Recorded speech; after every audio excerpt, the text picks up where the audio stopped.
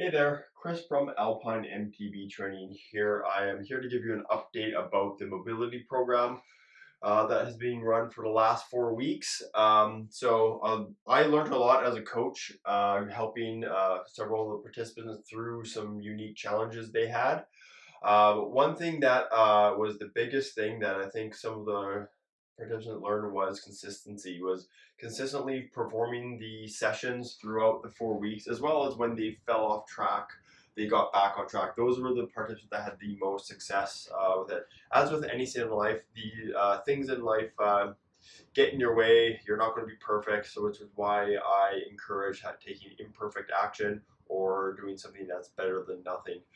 This occurred with me during this program last week, during week 3, when we were looking at after we looked at the upper body and the squat mobility of the participants. My whole family got sick, including myself. So I had my 2 young children at home with me.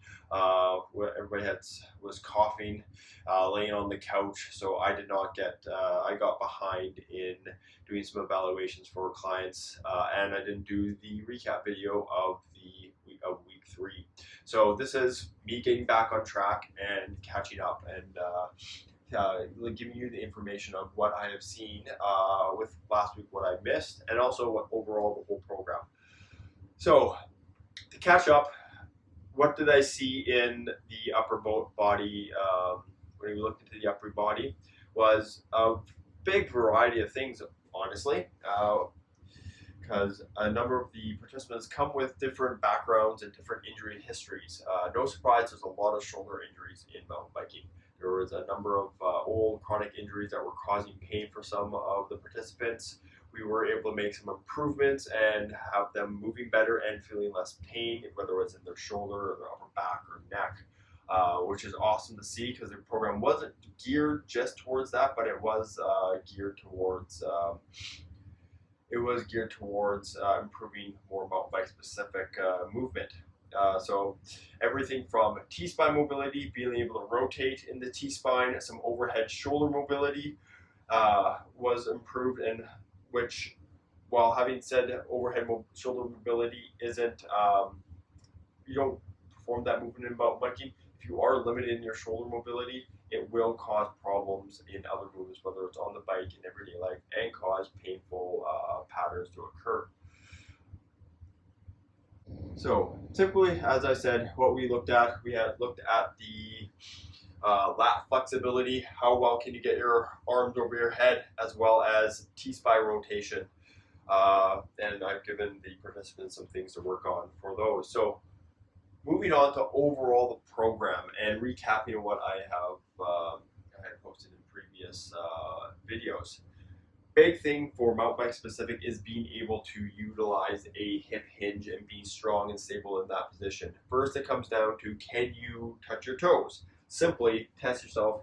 Can you bend down relatively effortlessly to touch your toes? If you are unable to do that, some work within the flexion range, which is lengthening the posterior chain, is going to be needed. And this was quite common through the program, which we worked on, and I worked on with a number of the participants. Another one is global rotation. This comes along with the thoracic or T-spine, upper back rotation, is being able to rotate as a whole, which is common. People struggle with rotation because we sit we sit down, we don't move in a rotational plane very often. On the bike, when you're trying to utilize the skills of bike body separation, being able to separate your body in a rotational plane is very beneficial to be able to improve your bike handling skills. So moving forward, I am really going to stress rotation in training clients, and I encourage you as well to work on your overall rotation. A lot of the rotation does come from the hips, or primarily hip rotation was seen as a limiting factor in being able to move well on the bike and do the assessments off the bike.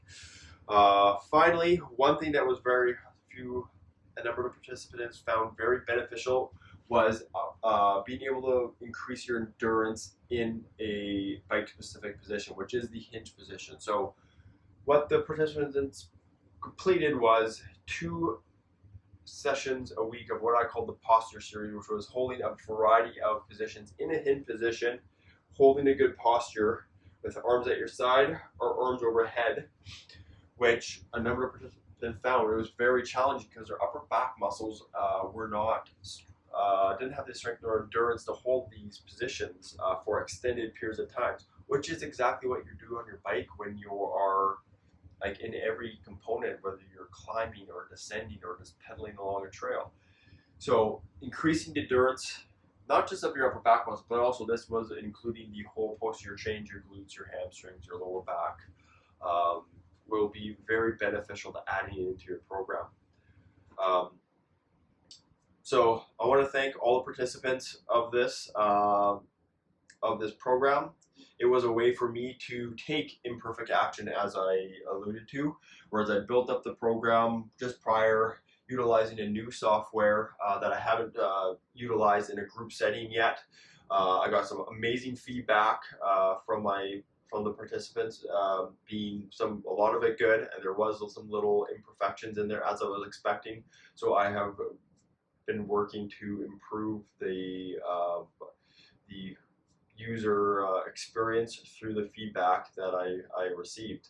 So please stay tuned for more releases of other projects I'm working on to help you improve your mountain biking and become a savage athlete.